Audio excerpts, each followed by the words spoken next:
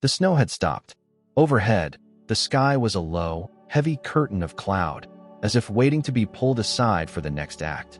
Lights went out one by one across the great house, until only a single window in the ruined east wing still glowed, a small square of gold where Eleanor and Jonathan sat awake, waiting before the crystal recording they had found in the so-called Room of Light. The old phonograph, all brass and age, stood on the stone table between them. Beside it, an oil lamp cast an unsteady glow over their faces. Avery stood near the door, arms folded, eyes sharp and watchful. "Are you sure you want to listen to this now?" Jonathan asked quietly. His voice carried the weight of a plea. Eleanor didn't answer at once. She stared at the crystal vessel for a long moment, clear, pure, and yet holding sounds that might change the rest of her life.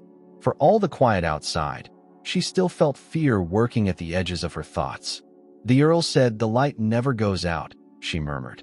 "If he recorded anything, I need to hear it, whether it's truth or another lie." She slid the reel into place, set the needle, and turned the crank. The gears turned slowly, clicking in dry, mechanical beats, and then stilled. A faint hiss rose from the horn. Then a voice came through.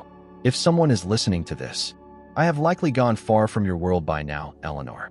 A man's voice, deep and a little unsteady, threaded with fatigue. "Albert Harrington." Eleanor gripped the edge of the table, her throat tightening. Jonathan laid a hand lightly on her shoulder, and this time she didn't pull away. "On Christmas Eve, 1874, the voice went on, I made a mistake. A mistake no lifetime could wash clean. I fell in love, and that love cost me everything. My honor, their trust, and finally, my own blood. Amelia Whitmore was never just a servant. She was the light that convinced me people could still be good. When I learned she carried my child, I swore I would protect them both. But the family council discovered the truth. They threatened to strip me of the Harrington name and drive Amelia out of London." Eleanor's heart clenched as she listened. Albert's voice trembled, old guilt bleeding through every word. "I was not brave enough," he confessed. "I let them do it. I chose my position over the truth. And when I heard Amelia had died, I knew I had lost my soul." There was a brief pause on the recording, a muted click, then his voice turned slightly, as though he were speaking to someone specific. "Jonathan Reed, if you are still alive to hear this, keep your promise. Protect her, as you swore you would. And Eleanor, my granddaughter, if you should ever hear this, grant me forgiveness if you can. Take back Ashdown not through power, but through kindness. When you forgive, the 14th bell will ring, and I will at last be at rest." The recording faded into a long stretch of silence. Then came a soft beep, like the heartbeat of a clock. After that, a different voice, weaker, feminine, and trembling. "Albert, if anyone hears this, it means I am gone as well. Don't let them believe I died as a victim. I chose to leave Harrington because I knew that sometimes silence is the only way to protect the truth. If my daughter hears this, remember, I never abandoned you." The woman's voice broke off. A faint rush like a passing breeze whispered through the reel, then nothing. No one spoke for several minutes. The room held only the steady tick of the wall clock, each beat heavy, as if marking out the last seconds of something unseen. Avery broke the silence first. "That second voice, that has to be Amelia Whitmore." Eleanor still didn't speak. She rested her fingers lightly on the crystal vessel. Its golden reflection shimmered in her eyes like unshed tears. She knew. Eleanor said at last, very softly. She understood everything, and she chose to leave so I could have a chance to live. Jonathan bowed his head, his voice rough. "This recording is proof. We'll have to protect it before the family council catches wind of it. If they hear it, they'll do everything they can to destroy it." Avery nodded and pulled out his notebook. "I'll have it sealed and taken into custody in the city." But he stopped and looked directly at Eleanor. "If the Earl's right, the 14th bell isn't just a figure of speech. There may be another mechanism, another signal, or another room we haven't found." Eleanor's voice was quiet, but clear. "If he meant it to ring when I forgave him, then it may only sound if I truly do." Jonathan studied her, his gaze heavy with concern. "Eleanor, you don't owe Albert anything. Forgiving him doesn't mean erasing what he did." "No," she agreed, "but it's the only way to end this." She rose from her chair and walked to the shattered window. Night wind rushed in, sharp and cold, carrying the distant sound of city clocks striking 12:30. Outside, beneath the moon, the burned-out tower of Ashdown looked like a candle guttering in its own wax. Eleanor closed her eyes and spoke in a low voice, almost like a prayer. "I forgive you, both of you, for all that was lost." The words had barely left her lips when a deep sound rose from somewhere far below the house, the tolling of the 14th bell. Jonathan started. Avery snatched up his lantern and swung its light across the walls. From the north side of the room, a faint yellow glow leaked out through a hairline crack in the stone, as though something behind it had stirred. Eleanor moved toward it, shaking but resolved. "It's ringing for real," she said. They dragged aside an old rug that had been spread across the floor. Underneath was a small iron hatch, new and clean, untouched by soot or ash. Avery wedged a crowbar under the lip and pried. The hatch popped open, revealing a spiral of stone steps twisting downward. A breath of cold air rushed up, heavy with the smell of oil and metal. Jonathan leaned over with the lantern. "He built a third level," he said. "A lower vault. He must have planned that only someone who could forgive him would ever trigger the mechanism."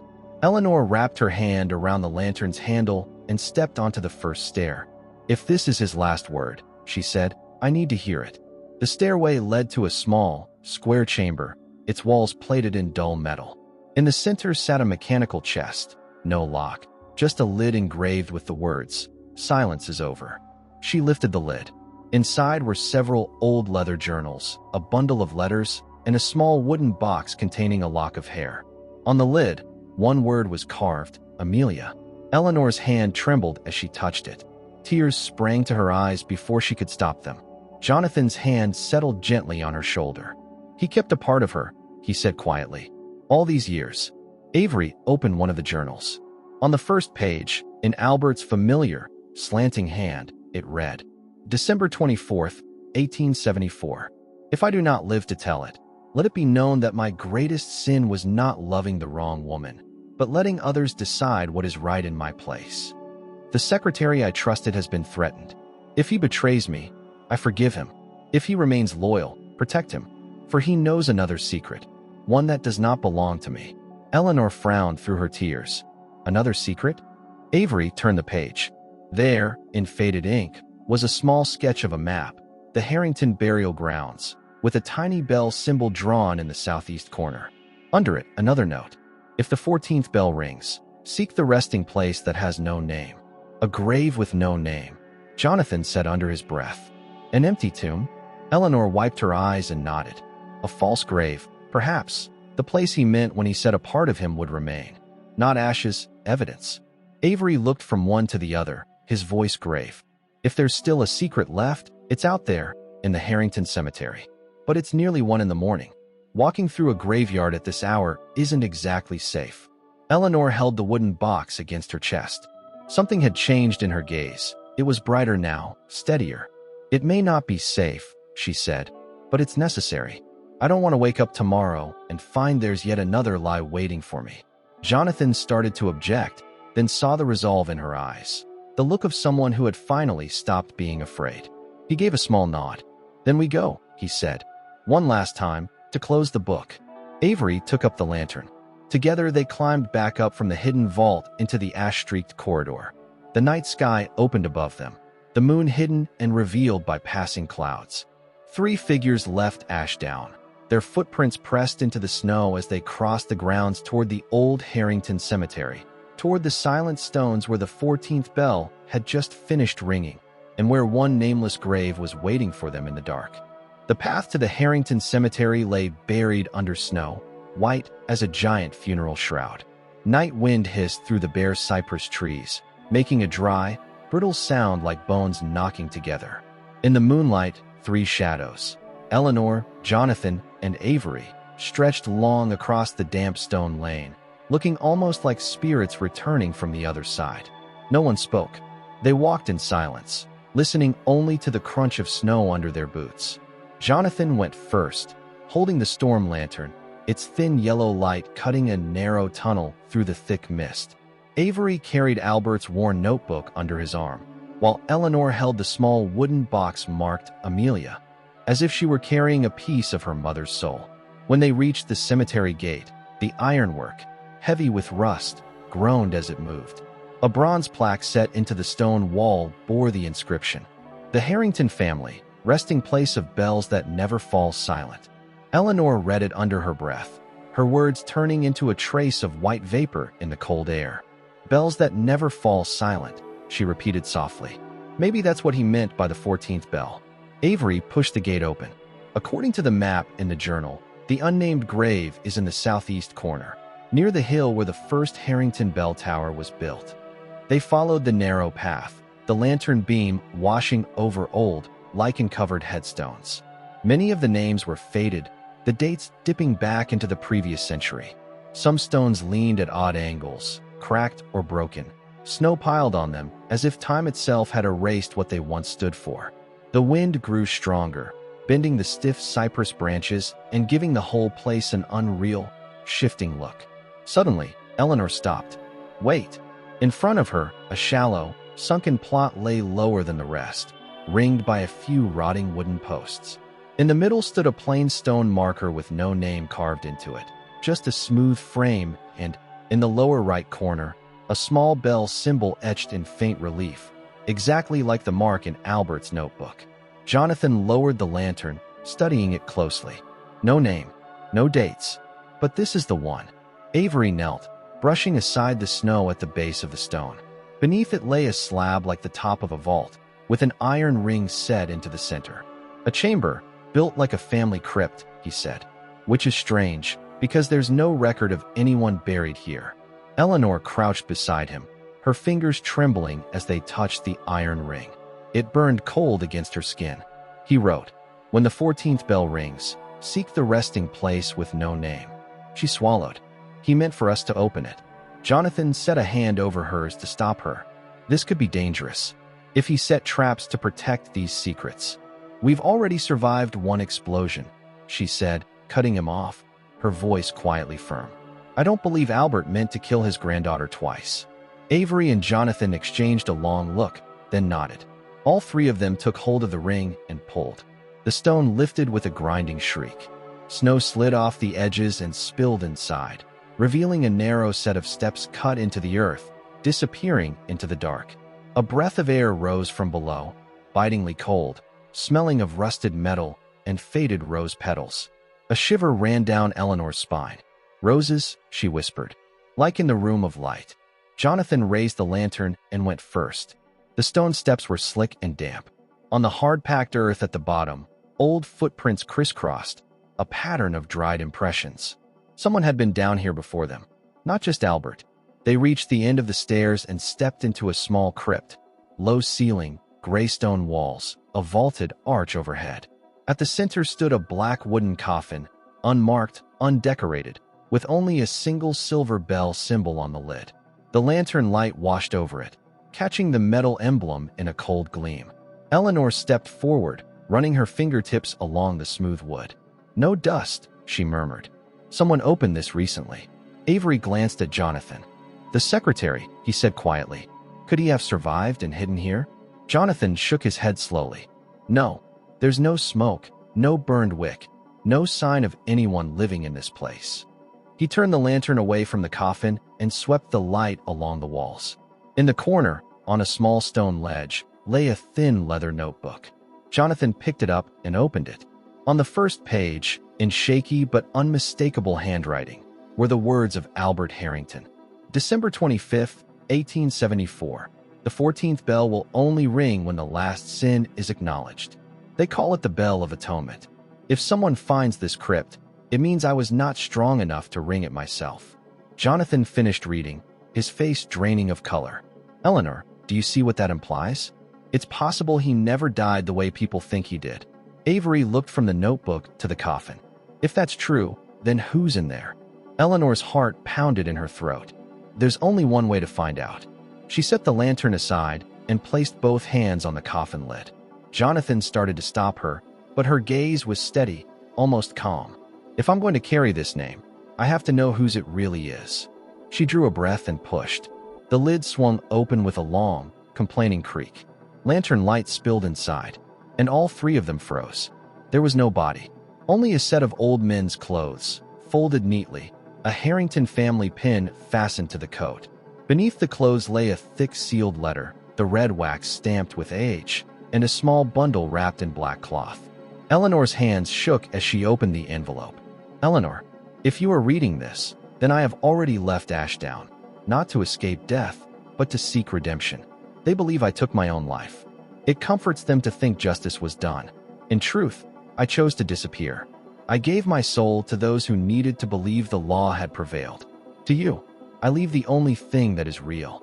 Inside the cloth is the first Harrington bell, the original. When it rings, every remaining secret will dissolve. Ring it only when you are truly willing to lose everything. The letter ended in a trembling signature, Albert Harrington. Eleanor slowly unwrapped the black cloth. Inside lay a small silver bell, engraved with delicate patterns, its handle broken halfway down. In the lantern light, the metal gave off a soft, breathing glow. Jonathan stared at it. "That's the chapel bell," he said quietly. "The original. But why would he say lose everything?" Avery's voice was low. "It may trigger something. A mechanism. A legal storm. Or it may simply be a symbol. If he faked his death, he knew someone might reach this point." Eleanor stood very still, studying the bell in her palm. It was small enough to look harmless, but its weight sat in her hand like a verdict. "My mother once told me," she said, her voice far away, "that every member of the Harrington line had a bell of their own. When they died, that bell would ring one last time." Maybe she swallowed. Maybe he wanted to ring his own bell, but he couldn't bring himself to do it. She closed her fingers around the bell and turned to the men beside her. "I'm going to ring it at the chapel," she said. "That's where he started this game. That's where it needs to end." Avery spoke quickly. "Eleanor, if he left traps in the tower or another device like before." "I'm not afraid anymore," she answered calmly. "Silence is over. If there's one more truth waiting, I want to hear it." Jonathan held her gaze for a long moment, then nodded. "If you're going, I'm going." Avery let out a quiet sigh. "Then I suppose I'm coming too." They climbed back up from the crypt and pulled the stone cover shut. Snow drifted over it in soft waves, already starting to hide where they had been. By the time they reached the path back to Ashdown, the night was thinning at the edges. The last of the moonlight faded behind the trees. In the distance, the broken outline of the bell tower rose from the mist, like a headless giant standing guard over the estate. Eleanor stopped walking and stared at it. "Jonathan," she said quietly, "if this bell doesn't ring, it means he's still alive." His reply came in a low voice. "And if it does?" She squeezed the little bell until the metal bit into her hand, its silvery gleam brushing her cheek. "Then it means the past is truly dead." The wind kicked up, throwing snow into swirling veils around them. Somewhere back in the dark of the cemetery, a faint, thin sound trembled through the air, a tiny metallic vibration, like metal drawing a last breath, and then faded. Jonathan lifted his head. "Did you hear that?" Eleanor gave a small nod. "Yes, but that wasn't the 15th bell." Dawn crept in on a gray-violet light, stretching across the sky like a long, cold breath. The whole Ashdown Valley lay drowned in mist, with nothing but the wind slipping through broken roofs and the sound of 3 sets of footsteps on the snow-covered path. The chapel emerged ahead of them, its dome partially collapsed, yet the main doorway still stood upright, like an old man refusing to bend even as time ground his joints to dust. Eleanor stopped at the top step. The oak door was scorched and pitted with black marks. She laid her hand on it and felt the chill seep into her skin. "This is where it started," she said quietly. "Christmas Eve, 1874, he wrote the will, and the bell rang. Now I'm going to let it ring one last time." Jonathan stood beside her, his gaze steady and somber. If he was telling the truth, this bell may trigger something, a mechanism, or some kind of awakening. "Whatever it is," she answered, "I'm ready for it to end." Avery stepped forward and pushed the door. The hinges gave out a long, rusty groan, then the door swung inward. The smell of ash, burned wax, and old metal rolled out thick and heavy. Morning light filtered through the shattered windows, falling across blackened pews. Stubs of candles melted into twisted shapes, and the angel statue high above the altar, one wing broken away, its blank eyes staring down. In the far corner, the chapel's great bronze bell still hung, its dark bulk tilted to one side from the blast. The pole rope had been burned through, leaving a charred length dangling like a noose. Eleanor walked toward the front, the pale light brushing over her face, white but resolute. In her hand, the small silver bell glinted. The delicate ring of metal sounded softly as she tightened her grip. Avery scanned the chapel. No one here, but there are fresh footprints on the floor. Someone's been inside since the explosion. Jonathan frowned. The secretary? It can't be. The crypt collapsed. I saw his. He broke off. From the direction of the altar came a sharp clink of falling metal, a short, clear sound that made all three of them start. Jonathan grabbed the storm lantern and swung its beam toward the noise. Behind the altar, the shadow of a man flickered, then slipped out of sight. Avery drew his revolver. Hold it. Step out where I can see you. No answer. Only the thin whistle of wind threading through broken panes. Jonathan moved forward, the lantern shaking slightly in his hand. Behind the altar, the stone wall had split wide in one place, leaving a gap just large enough for a person to squeeze through. There's a passage, he said. It must lead down to the lower level. The bell works. Eleanor said nothing. She lifted the silver bell. If he's still alive, he'll come to this place. And if he isn't, this ring will call him anyway. She stepped up onto the altar platform. The wind caught her cloak and flung it back, making her look for an instant like some snow-draped figure carved in stone. Jonathan wanted to stop her, but couldn't find any words to do it. Morning light caught in her hair, turning it a faint gold, making the whole moment feel both fragile and unreal. She raised the bell and spoke softly. Albert Harrington, if your soul is still near, hear this. Then she rang it. The thin, clear tones stretched out and shimmered in the cold air. But it didn't just vanish into emptiness. Almost at once, a deeper, heavier sound answered from below the floor. The stone under their feet trembled. Dust drifted down from the rafters. Good Lord, Avery breathed. There is a mechanism. Jonathan grabbed Eleanor's arm and pulled her back. Too late. The floor in front of the altar began to sink, slow and deliberate, revealing a circular chamber below. Lamplight flickered up from it, warm against the chill dawn. And in that light, a man was standing, as though he had been waiting there all along. Eleanor's mouth fell open. He was thin, his hair gone white, his frame tall but worn, wrapped in a dark cloak. His face was hollow with age, but his eyes were deep and bright, burning with a stubborn fire. This can't be, Jonathan whispered. Albert Harrington.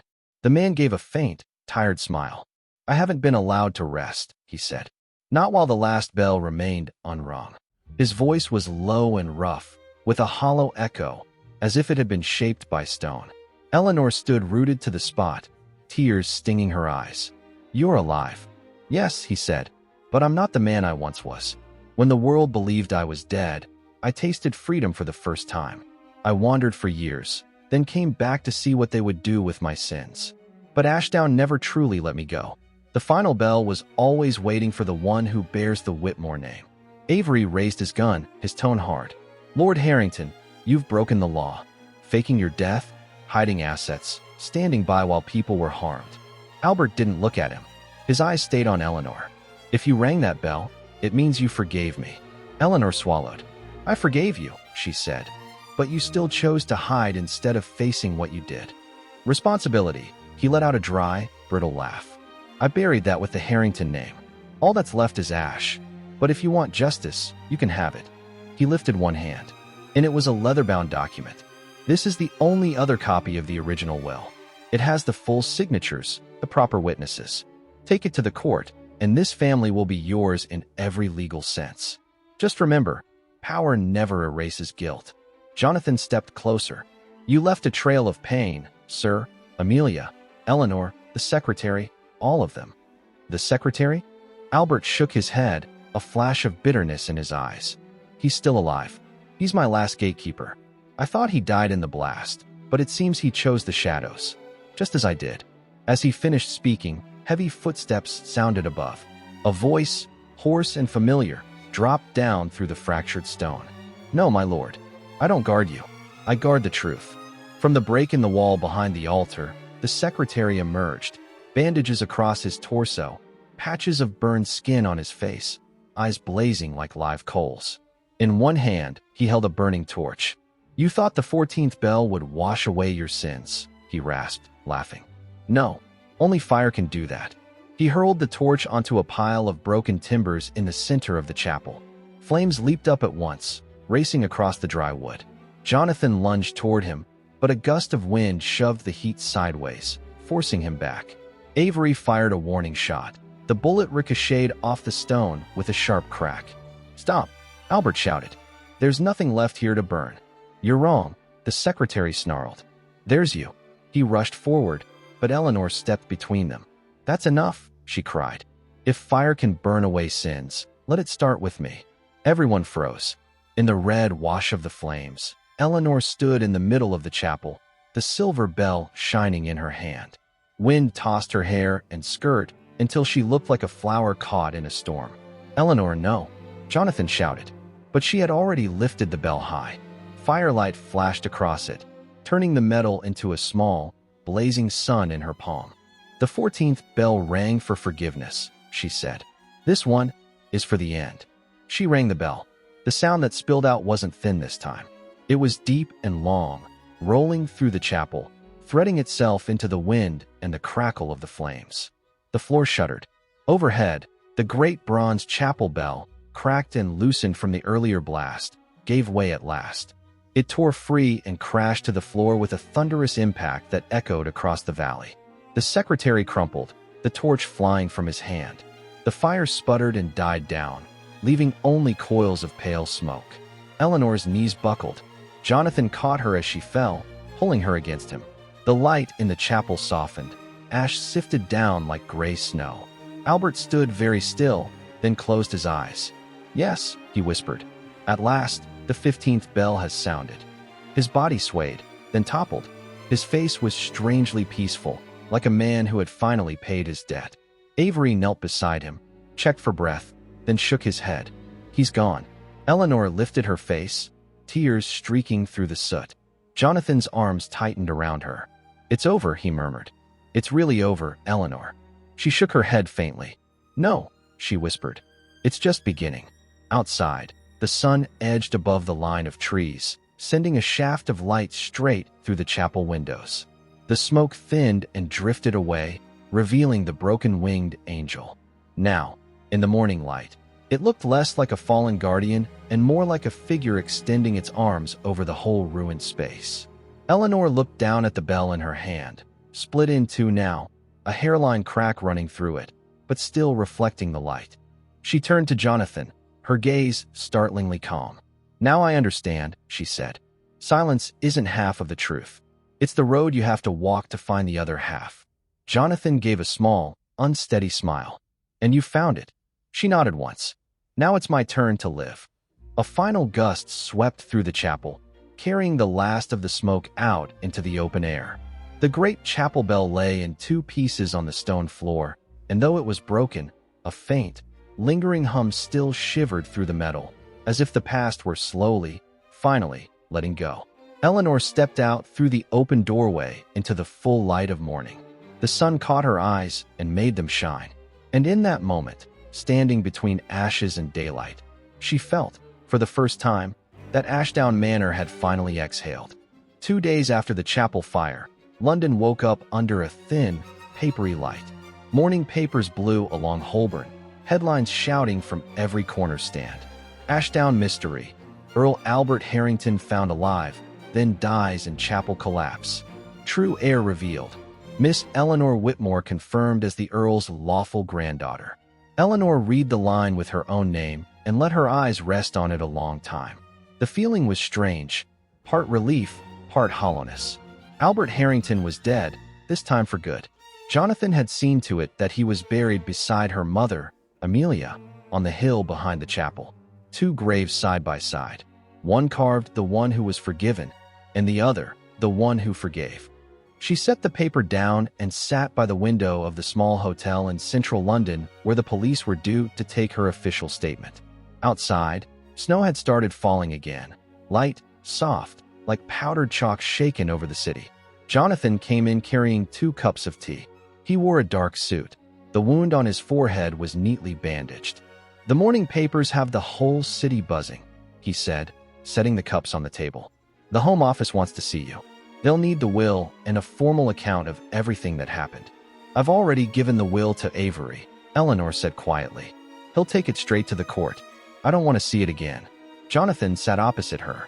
For a moment he said nothing, then asked gently, How do you feel, now that it's all over? Eleanor looked outside, where snowflakes vanished into human breath and chimney smoke. I'm not sure you can call it over, she said. Some sounds don't stop just because the ringing ends. Ashdown feels like one long piece of music like that. Jonathan smiled faintly. You sound like a writer. She answered with a trace of sadness. I used to want to write a book.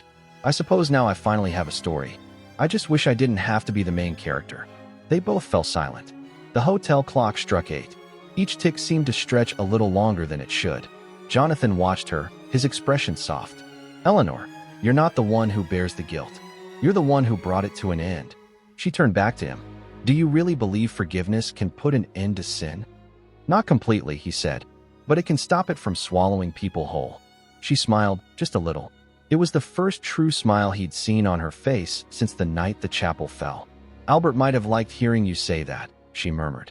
He used to think only the law could make people clean.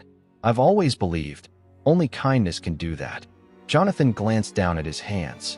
He could still see her as she'd been in the chapel, standing in the smoke with the broken silver bell in her hand and the light shining through, an image that clung to him at night, like a symbol of a redemption he knew he needed for himself as well. A knock came at the door. Avery stepped in, bringing a draft of cold air and the smell of ink and paper. The police just left Ashdown, he said. They've ruled the fire an accident. No further charges. The secretary is missing, still no body. Likely he died in the lower vault. Eleanor nodded slightly, but didn't speak. Deep down, she suspected he might still be alive. Perhaps, like Albert, he had chosen to disappear into silence. Avery opened his case and took out a small cloth pouch. This was found in the chapel rubble. The police thought you should be the one to keep it. She opened the pouch. Inside lay a fragment of the silver bell. The metal was split, edges blackened, but on its surface the faint words were still visible. Silentium dimitium veritatis. She ran a fingertip over the letters and whispered, Silence is half the truth. Avery finished the thought, and the other half is what you've lived through. He paused, looking at her steadily. What will you do with Ashdown? Eleanor set the bell shard down and glanced out the window, where snow lay soft on the rooftops. I won't live there, she said. I'm going to turn Ashdown into a refuge for people who have no home. A place for listening, not for power. Avery nodded slowly, his eyes warming. The Earl would rest easier knowing that. When he left, Jonathan stayed, still watching her. You really mean to leave Ashdown? He asked. Yes, she replied. I don't want it to become a monument to what went wrong. I spent my childhood searching for a home. Now I understand. Home isn't where you're born, it's where you choose to be. And where will you go? Eleanor's eyes softened. Back to Bloomsbury. I want to teach again, and write, and live as an ordinary person. Only, she looked down at the bell fragment. I'll take this with me, to remind me that even silence deserves to be heard. Jonathan gave a quiet laugh. And you think I'm just going to let you go off alone after all this? She stared at him, surprised. He went on, his voice gentle but firm. I made a promise to Albert to protect you. But now, I'm not staying because of that promise. I'm staying because I want to. Their eyes met. No more words were needed. The silence between them held more than any formal declaration could. Outside, the snow had stopped. Eleanor turned back toward the window and murmured, Maybe Ashdown is quiet now. But inside me, the bell still rings. 3 months later, spring had come to London. The wind carried the faint scent of lilacs. In a small house in Bloomsbury, sunlight streamed in through the window and fell across a wooden table scattered with handwritten pages. Eleanor sat at the desk, pen poised above paper. The first line of her book was already there. The Last Bell, a story of silence, mercy, and guilt. She smiled and looked toward the bookshelf, where, between 2 old Bibles, a broken sliver of silver bell sat in a glass frame, catching the morning light. The door opened softly. Jonathan stepped in, shirt sleeves rolled, his face showing the pleasant fatigue of a man who had just come from a long errand. Good news, he said. The court has formally accepted the will. Ashdown is legally yours. And as you requested, it's now registered under a new name, Ashdown House of Hope. Eleanor nodded, her eyes brightening. A home for those who have none, she said. Exactly what my grandfather once promised my mother, and never fulfilled. Jonathan smiled. You've done what an entire family line couldn't manage. She gathered her pages into a neat stack. I don't want to be the last Harrington, she said. I just want to be Eleanor, the teacher, the writer, and the listener. He studied her for a long moment, then said softly, and maybe the person who made me believe the past doesn't have to ruin everything. She smiled. The past can't be saved, Jonathan, but we can tell its story so no one repeats it. She signed her name at the bottom of the manuscript, the ink spreading in a small black bloom. The sunlight shifted on the wall and lit a framed painting, Ashdown at Dawn. In the picture, the bell tower stood half-ruined, but the sun behind it blazed, turning the broken stone into a kind of halo. A clock in the neighboring house struck noon. Eleanor glanced up with a small, knowing smile. No more 15th bell, she said. But I think I can still hear its echo. Jonathan came closer and closed his hand gently around hers. That echo, he said, is life itself. She shook her head lightly, her voice warm and steady. No, it's forgiveness. Outside, a spring breeze stirred the curtains and brought with it the distant sound of bells from St. Mary's. 3 clear chimes rang out, mingling with the chatter of early sparrows. Eleanor closed her eyes for a moment and whispered inwardly, "Thank you, Albert. Thank you, Mother." In the end, the light really didn't go out. A small breath of wind rattled the glass frame on the shelf. The broken silver bell inside gave off one tiny, pure note, as if the past itself was answering her. That May, London glowed with an odd, gentle light, the kind that comes after a storm has finally loosened its grip. Along Bloomsbury's narrow streets, the birch trees were budding, their pale green leaves catching the sun and glimmering softly in the window of the small house where Eleanor now lived and worked. The room was filled with the scent of ink and paper and with the soft rustle of turning pages, quiet sounds, but full of life. A far cry from the heavy, haunted bells of Ashdown. Eleanor sat at her wooden desk, writing the final lines of her first book. I do not write about wrongdoing. I write about silence, because too often, what breaks a person is not cruelty, but the fear of speaking. She laid her pen down and looked toward the window, where a cluster of lilac blossoms had opened in a burst of soft violet. Nearly 4 months had passed since Ashdown fell. Time hadn't erased the memories, but it had dulled their sharpest edges, like a blade worn smooth after cutting through too much. On a shelf nearby, the broken silver bell rested inside its small glass frame. In the morning light, it glimmered faintly, like the steady pulse of a heart finding its rhythm again. Whenever the sunlight hit it just right, a tiny flicker reflected onto the wall. Eleanor called it Ashdown's breath. She still taught the orphan children at the corner mission. Every morning they ran to her, tugging at her hands, laughing, asking about the house with the bell that sings. She only smiled. Children didn't need the truth, only hope. From time to time, Jonathan visited. He often brought papers from the courts, or sometimes a small bouquet of tulips. He spoke little, but his eyes had changed. They held less of the winter he once carried, and more of a quiet spring. This afternoon, he arrived just as she folded the final pages of her manuscript. All finished? He asked, glancing at the thick stack on the table. Yes, she said. Only the dedication remains. He gave a soft smile. And who will you dedicate it to? Albert. Eleanor shook her head and smiled back. No, I'll dedicate it to the one who listened. Without that person, I'd never have found my own voice. Jonathan froze for half a second, but he didn't speak. He understood exactly whom she meant. They sat quietly, listening to the gentle ticking of the clock and the sparrows outside. Then Eleanor said softly, Jonathan, do you ever feel as though we're still inside Ashdown? He turned to her. What do you mean? I mean, sometimes I think everything out here is simply an extension of that place. Even though I've left it behind, Ashdown still lives inside me. It's a room in my memory, one I walk into every night to hear the echo of its bells. Jonathan's voice dropped, steady and warm. And does that sound frightening you? She let out a small, wistful laugh. No, I'm afraid of the day I can't hear it anymore. Because maybe that would mean I've forgotten that I survived.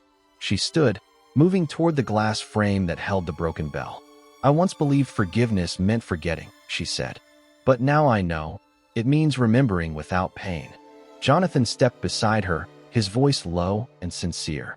And have you learned to do that? Eleanor nodded. Almost. There's just one thing that still unsettles me. He waited. The secretary, she whispered. His body was never found. I don't believe he's dead. Some people, their guilt is too heavy for death to claim. Jonathan didn't answer. He had seen the same shadow the night the chapel collapsed, someone limping away through the smoke. It couldn't have been Albert. Albert had fallen beside Eleanor. She glanced at him, her expression calm but deep. If he's still alive, I'd like to meet him, not to accuse him, but to tell him.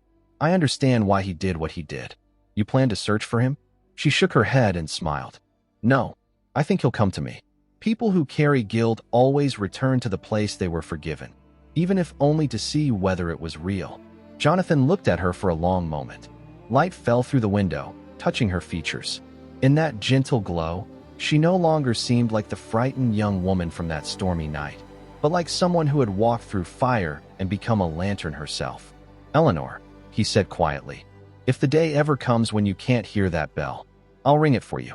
She turned, and her smile was warm as the early morning. No need, Jonathan. I know how to ring it myself now. Later, after he left, Eleanor sat alone by the window, watching the last snow of the season melt across the rooftops. She opened her small notebook and wrote the final line of her book. I once thought silence was punishment. Now I know. It is the place where the heart finally learns to speak. She signed her name, Eleanor Whitmore Harrington, not as a mark of status, but as a bridge between the two halves of herself, the abandoned child and the rightful heir. Outside, a distant church bell chimed. Once, then twice. She closed her eyes and listened. The sound blended with her breath, warm, soft, and unmistakably alive, like a final assurance that Ashdown had found its rest. And she had found hers. A light rain was falling. London's rain never came down in loud, dramatic sheets. Instead, it drifted in small, persistent drops, wrapping the streets in a gentle melancholy, like a memory refusing to fade. Jonathan Reed stood in the courtyard of the old courthouse in Westminster, gazing at the weathered stone plaque engraved with silver letters. Law is the light that leads humankind out of its own darkness. He let out a faint smile. Yes, the law could guide people, but it couldn't save them. And he was the living proof of that truth. 3 months had passed since Ashdown collapsed. Jonathan had spent that time helping Eleanor sort through the legal transfer, helping her establish the Ashdown House of Hope, a haven for orphans and those who had lost their footing in life. Everything on the surface seemed to be settling, but deep inside, he knew there was a part of him that had never found peace. In the pocket of his coat, he still carried the letter he'd never sent, the trembling handwriting of Albert Harrington, sealed in a brown, time-worn envelope. Albert had written it before staging his own death. Jonathan, if you're reading this, it means I wasn't able to finish what I started. You are the only one who knows the truth, that Eleanor is my granddaughter, and that I deceived the world with your own pen. I do not blame you. I chose you because I saw in you something I had long lost, loyalty. But loyalty, if it is not lit by the light of conscience, becomes a sin. Forgive me, as I also hope to be forgiven. Jonathan had read that letter dozens of times, yet each reading weighed on him like the first. Because the truth was, he had helped Albert disappear. He was the one who forged the death certificate, arranged the false burial at Ashdown, and guarded the secret for years, while countless people were misled. He did it because he believed Albert truly wanted redemption. But when Amelia, Eleanor's mother, died alone in the outskirts, Jonathan finally understood. Loyalty doesn't save anyone if it blinds you. He carried that guilt for years. He continued practicing law, continued protecting others, yet he never once dared to look inward. Until the day Eleanor walked into his office, a young woman with soft brown hair, a trembling voice, and clear, searching eyes, asking about a missing will. In that moment, he knew life would no longer allow him to hide. Now, standing in the rain-soaked courtyard, Jonathan saw Albert's figure rise from memory, tall, cold-eyed, a hand once laid firmly on his shoulder. You will be my last witness, not to my wrongdoing, but to the faith that people can save themselves." Albert's voice echoed through him, merging with the sound of the rain like a distant bell. That afternoon, Jonathan went to Bloomsbury. Eleanor was teaching the children, her voice warm, her eyes bright. When he stepped inside, the children burst into delighted laughter. "Mr. Reed. Mr. Reed is here. Miss Eleanor told us you're a hero." Jonathan chuckled, though his gaze dimmed for a moment. Hero? To him, the word felt like a blade. Eleanor sent the children to the garden, then approached him. She sensed instantly that something was wrong. "Jonathan, what happened?" He hesitated, then laid the envelope on the table. "There's something you should know. Something I should have said long ago." She recognized the faded seal, the initials H. From him. "Yes," he answered quietly. "His final letter, to me. Before he faked his death." She froze. "Faked his death?" Jonathan nodded. "I helped him do it. I created the false records, the certificate, even signed my name to confirm the body couldn't be identified. He believed disappearing would force his enemies in the family council to abandon their hunt for the real will. And you, Eleanor Whitmore, his granddaughter, would finally be safe." She sat there in silence, eyes wide, as if hearing an old melody she had forgotten existed. "You knew everything? From the beginning?" "Yes," he replied softly. "I knew you were his granddaughter. I knew Amelia had been cast out, and I remained silent. I thought silence was the best shield for you. Until the day he died, for real." Eleanor sank into the chair, hands clasped tightly. The breeze stirred the curtains, making the light flicker. "You stayed silent for years, Jonathan." "What?" He looked straight at her, voice rough. "Because I was afraid. Afraid you'd hate me. I helped a man who lied to the world. And my silence cost your mother her final dignity." Eleanor bowed her head. A long, heavy pause followed. Then she whispered, "Albert once told me, no one can hide the truth forever. It always finds a way out." Maybe he was right. Jonathan didn't move.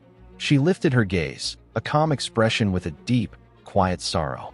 "Jonathan, you made mistakes, but not out of malice.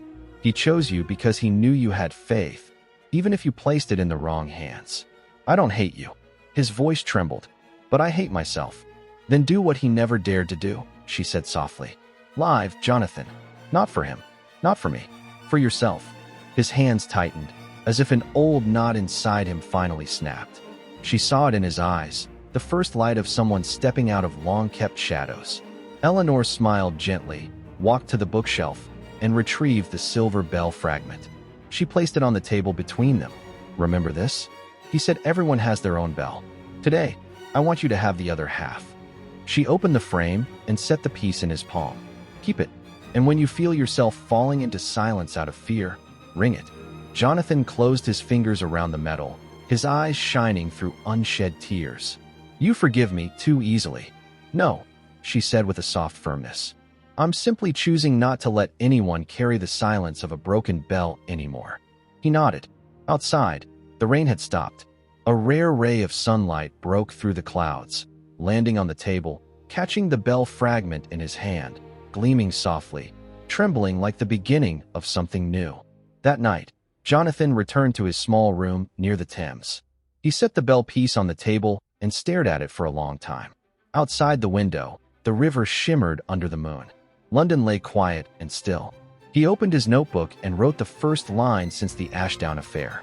"No one is truly innocent, but everyone deserves forgiveness, if they have the courage to face their own truth." He closed the notebook and looked at the bell. For a brief moment, he thought he heard a faint chime, not from the metal, but from somewhere inside his own heart. A bell that rang not to condemn, but to awaken.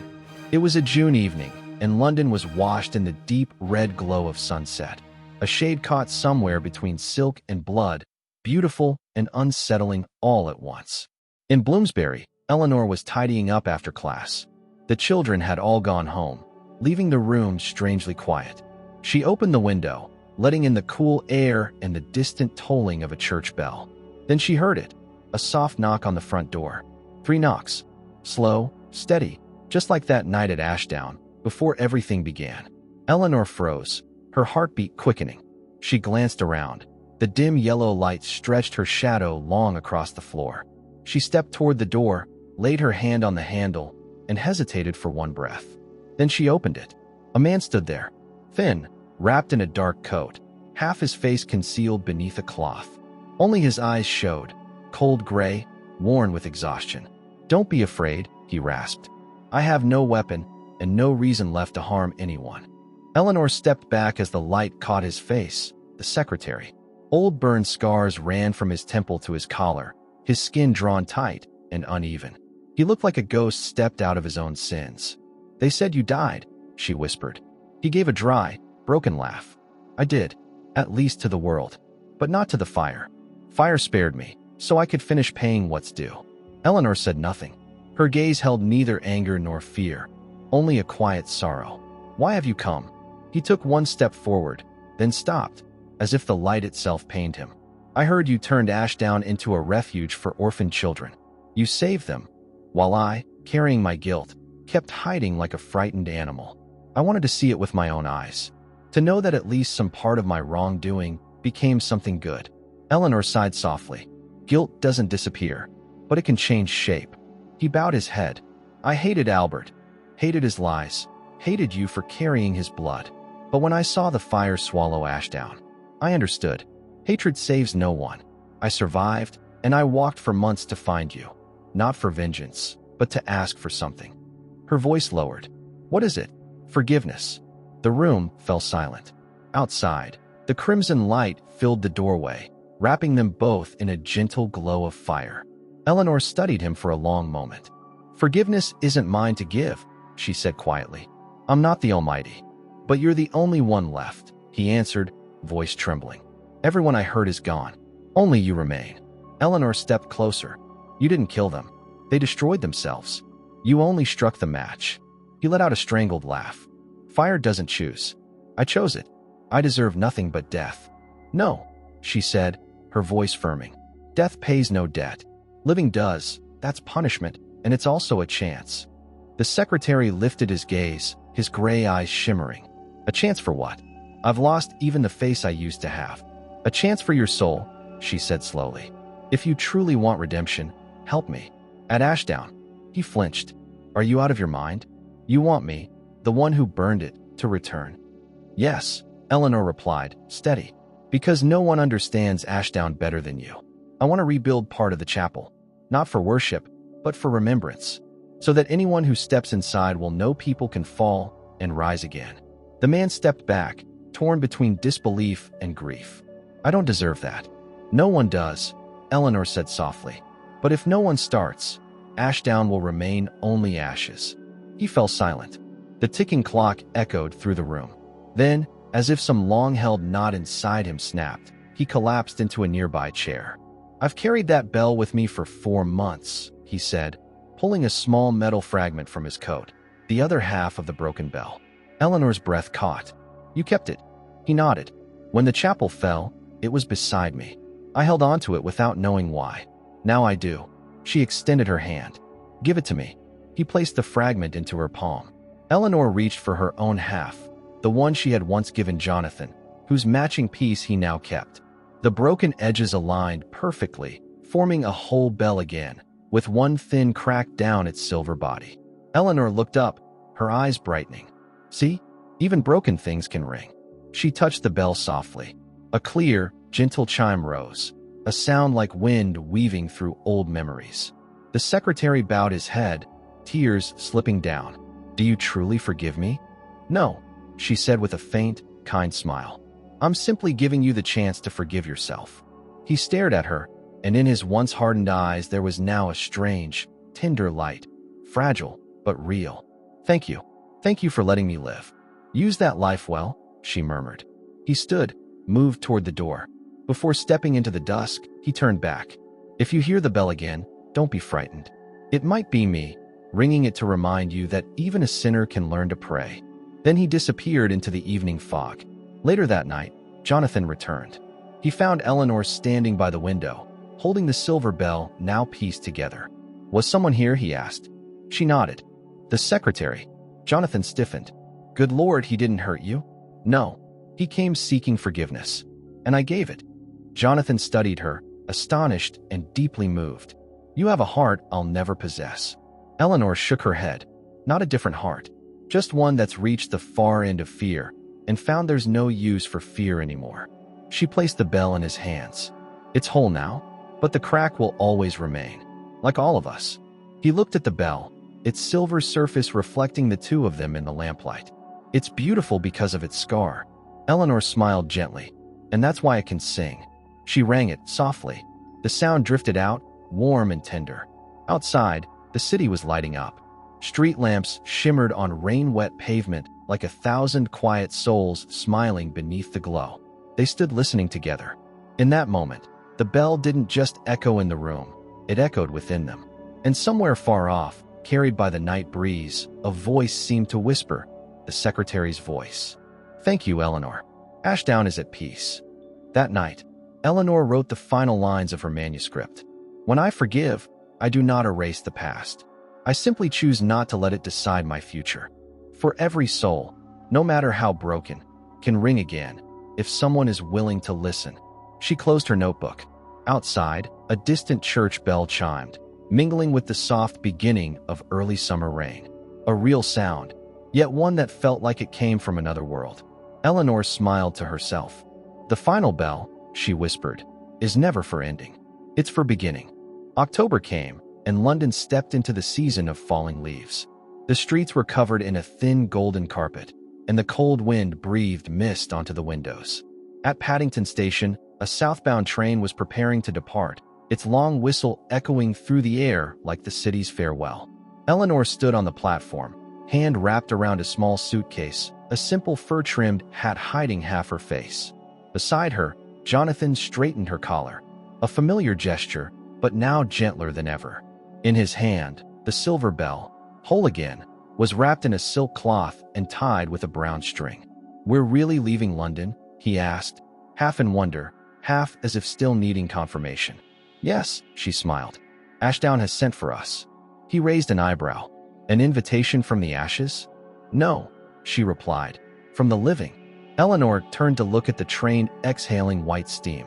In the morning light, the plumes rose and dissolved into the clouds like souls released at last. Softly, she said, "Ashdown is ours now, but not to possess, to bring back to life." Jonathan nodded. "The new chapel, you truly mean to build it?" "Not a chapel," she said. "A school. For orphans, for the forgotten. I want the bell to ring every morning, not for prayer, but to remind us that we still have a chance." He looked at her, the light reflected in his eyes. "Eleanor, you've turned guilt into grace." She laughed lightly.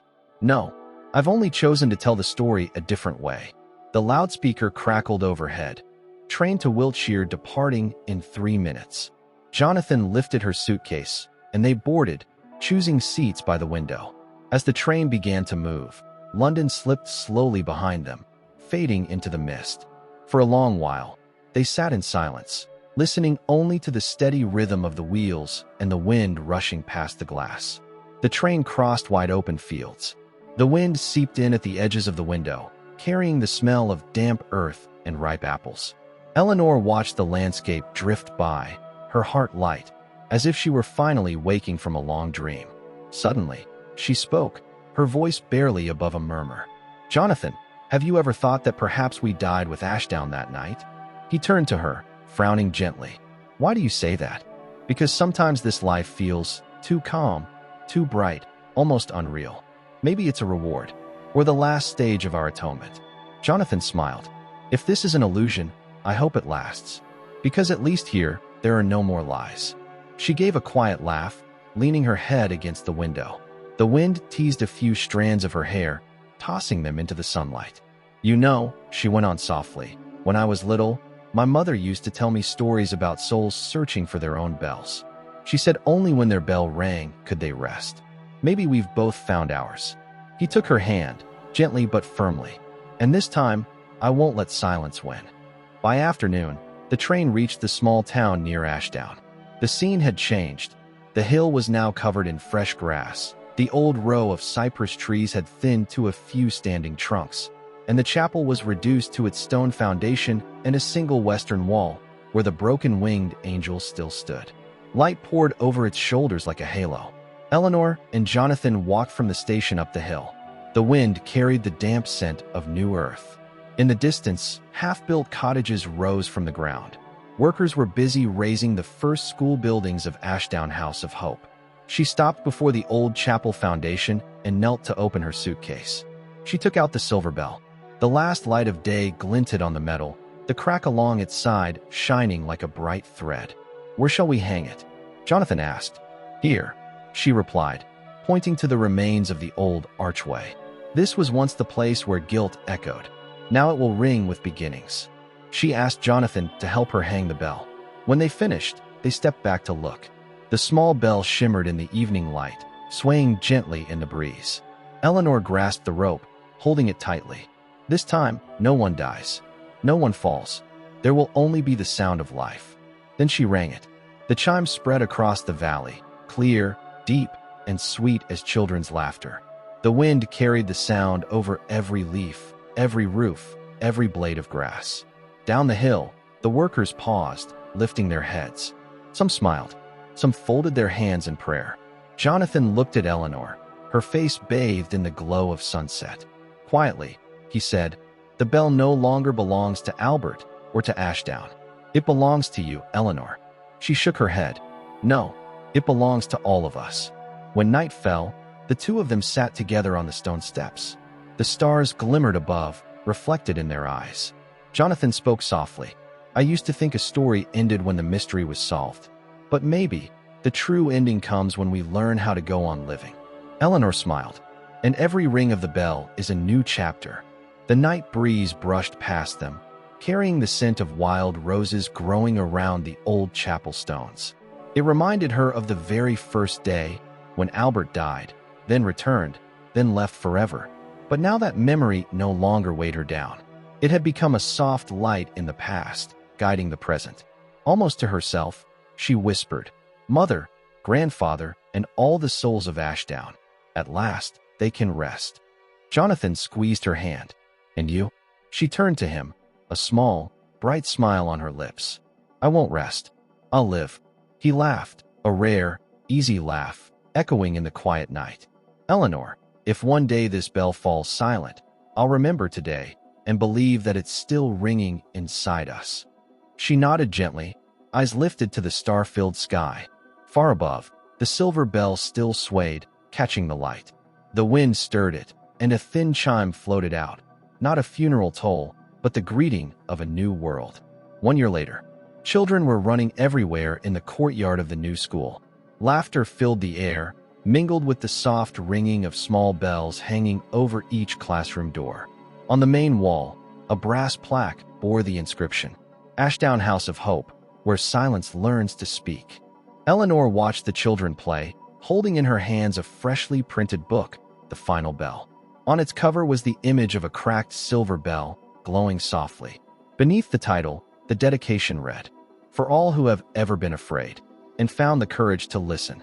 Jonathan walked up and handed her a cup of tea. "Have you read it again?"